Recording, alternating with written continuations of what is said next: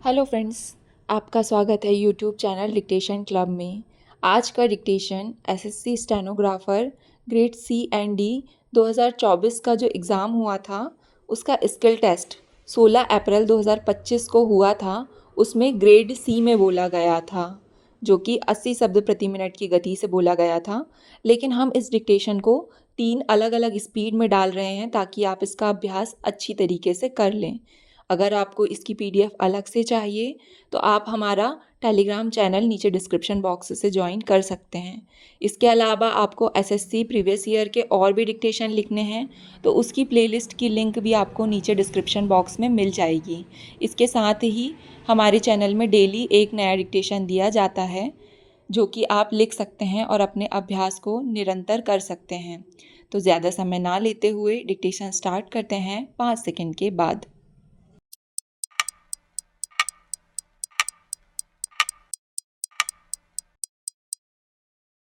महोदय, आज तमाम सरकारें अपनी अपनी आर्थिक मुश्किलों से लड़ रही हैं, इसलिए उन्हें अधिक से अधिक खर्च करने और कम से कम बर्बादी की तरफ ध्यान देना होगा। उन्हें ऐसी आर्थिक नीति अपनानी होगी जिसमें कचरे से भी संसाधन तैयार किए जा सकें। ये तमाम उपाय उत्पादन और उपभोग के हमारे तरीके को बदलने की क्षमता रखते हैं। इसलिए आज कोरोना की दूसरी लहर के बीच जब हम पृथ्वी दिवस मना रहे हैं, तब हमें यही संकल्प लेना होगा कि इंसानी गतिविधियां पर्यावरण को दुष्प्रभावित ना कर सके। अब इस पर विचार विमर्श करने का वक्त नहीं रहा। ज़रूरत युद्ध स्तर पर काम करने की है। वास्तविक नियंत्रण रेखा पर चीन लगातार समझौते का उल्लंघन कर रहा है। सोमवार को एक बार फिर चीनी सेना के जवानों ने पूर्वी लद्दाख में हमारी एक अग्रिम चौकी के करीब आने की कोशिश की और जब हमारे सैनिकों ने उन्हें रोका तो उन्होंने फायरिंग शुरू कर दी। नियंत्रण रेखा के दक्षिणी किनारे पर हुई यह गोलीबारी पिछले साल हुई एक खूनी झड़प की अगली कड़ी है। इस घटना से पहले वर्ष 1975 में चीन के साथ लगी हुई वास्तविक नियंत्रण रेखा पर गोलियां चली थीं, जिसमें चीन के सैनिकों ने असम राइफल्स के हमारे जवानों पर घात लगाकर हमला किया था। इन घटनाओं से साफ है कि हमारा पड़ोसी देश लगातार हमें परख रहा है। वह यह जांचने की कोशिश कर रहा है कि हम किस हद तक अपनी सीमा की रक्षा के लिए तैयार हैं। सवाल यह है कि चीन से लगी हमारी उत्तरी सीमा पर हालात काबू में क्यों नहीं आ रहे हैं? इसके कई कारण हैं। पहली वजह तो चीन की कुत्सित मंशा है। वह यह जानता है कि भारत शांति का हिमायत करने वाला देश है और बातचीत के ज़रिए ही हर एक मसले को सुलझाने की इच्छा रखता है।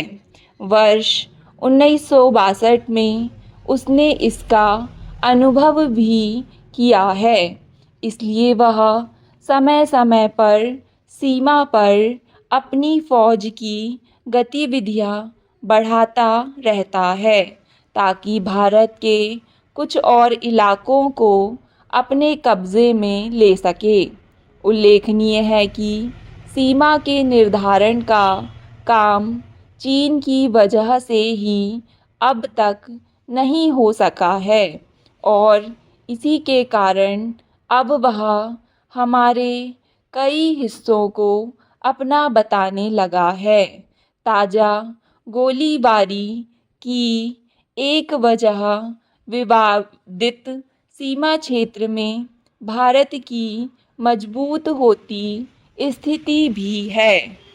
दरअसल यह ऐसा इलाका है जहां दोनों देशों के सैनिक गश्त करते हैं और कभी-कभी एक दूसरे के आमने-सामने आते रहते हैं।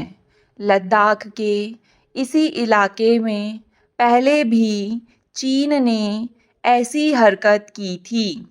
तब से कम ज़्यादा यहाँ उसी का दखल रहा है, परंतु हमारी विशेष सैन्य दस्ते की पिछली कार्रवाई के बाद यहाँ हमारी स्थिति मजबूत हुई है। अब चीन इसी बात से परेशान हो रहा है।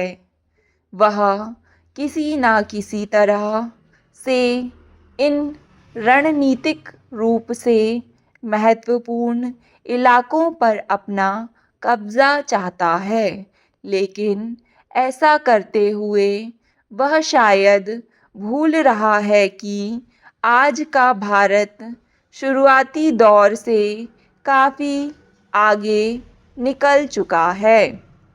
चीन की समझ में यह भी नहीं आ रहा है कि भारत अब रक्षात्मक होने के साथ-साथ आक्रामक प्रतिक्रिया क्यों दिखाने लगा है। वह बेशक यह दावा करे कि अमेरिका की सह पर भारत जवाब देने लगा है, मगर हकीकत यही है कि भारत ने अपनी चीनी नीति में व्यापक बदलाव किए हैं। सबसे पहले तो उस पर आर्थिक निर्भरता कम की गई, फिर सैन्य नीति में बदलाव करते हुए नियंत्रण रेखा पर निगरानी करने वाले जवानों को यह अधिकार दिया गया कि वे आत्मरक्षा में गोली भी चला सकते हैं। इससे चीन को दो तरफा चोट पहुंची है। आप जानते हैं कि पिछले दिनों पाकिस्तान को अमेरिका और चीन से काफ़ी मदद मिली है। रक्षा मंत्रालय की रिपोर्ट में भी कहा गया है कि पिछले साल अमेरिका ने पाकिस्तान को एक बड़ी धनराशि फौजी सहायता के रूप में दी है। आज जहां हम फौजी सामान के लिए अपने कारखानों की मदद से अपनी शक्ति बढ़ाने का प्रयत्न कर रहे हैं, वहीं पाकिस्तान संसार के अन्य देशों से फौजी सामान खरीद रहा है। अपनी नीति के कारण वह सभी देशों से लाभ उठा रहा है। यही मेरा सुझाव है कि यह सदन इस गंभीर विषय पर सभी प्रकार की दलगत एवं क्षेत्रीय भावनाओं से ऊपर उठकर विचार करे। यह हमारे अस्तित्व से जुड़ा हुआ प्रश्न है, इसलिए इस विषय पर इस सदन को गंभीरतापूर्वक ध्यान देना होगा। हमें भी अपनी सैन्य शक्ति बढ़ाने के लिए संसार के अन्य देशों से अधिक फौजी सामान खरीदना चाहिए। आज चीन ने तिब्बत की सीमा पर बहुत बड़ी फौज लगा रखी है। वर्तमान घटनाओं से यह पता चलता है कि संसार का हर देश अपनी सुरक्षा के बारे में चिंतित है और उसके लिए प्रयत्न कर रहा है। इस दृष्टि से अन्य देशों की तरह हमारे देश में भी रक्षा मंत्रालय का बहुत महत्व है। महोदय, मुझे इस बात की खुशी है कि जहां अन्य मंत्रालयों की उनके पिछले साल के कामों के बारे में काफ़ी आलोचना हुई है, वहाँ इस मंत्रालय की सबसे कम आलोचना हुई है। इससे पता चलता है कि इस मंत्रालय ने पिछले साल काफ़ी अच्छा काम किया है। हमारी वर्तमान सरकार का कर्तव्य है कि सेना के हौसले को कभी गिरने ना दे और उन्हें हर तरह की सुविधा प्रदान की जाए, जिससे उनका आत्मविश्वास बढ़े। महोदय, आज हमें इस बात पर भी विचार करना होगा कि राजनीति में भाषा की मर्यादा बनी रहनी चाहिए, क्योंकि लोकतंत्र में विरोधी राजनीतिक दल एक दूसरे के सहयोगी और पूरक होते हैं और अंततः उन सभी का उद्देश्य देश की जनता की सेवा करना ही होता है।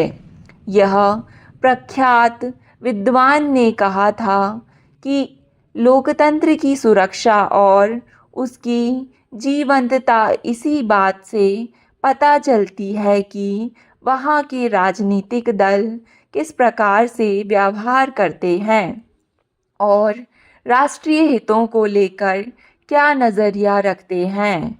लोकतंत्र में विभिन्न राजनीतिक दल विभिन्न राजनीतिक विचारधाराओं का प्रतिनिधित्व करते हैं और उन सब का एक ही उद्देश्य होता है, जनता की सेवा करना। ऐसा करते हुए हम सभी को संसदीय मर्यादाओं को ध्यान में रखते हुए आचरण करना होगा। स्टॉप। डिक्टेशन पसंद आए तो वीडियो को लाइक तथा चैनल को सब्सक्राइब ज़रूर करें। धन्यवाद।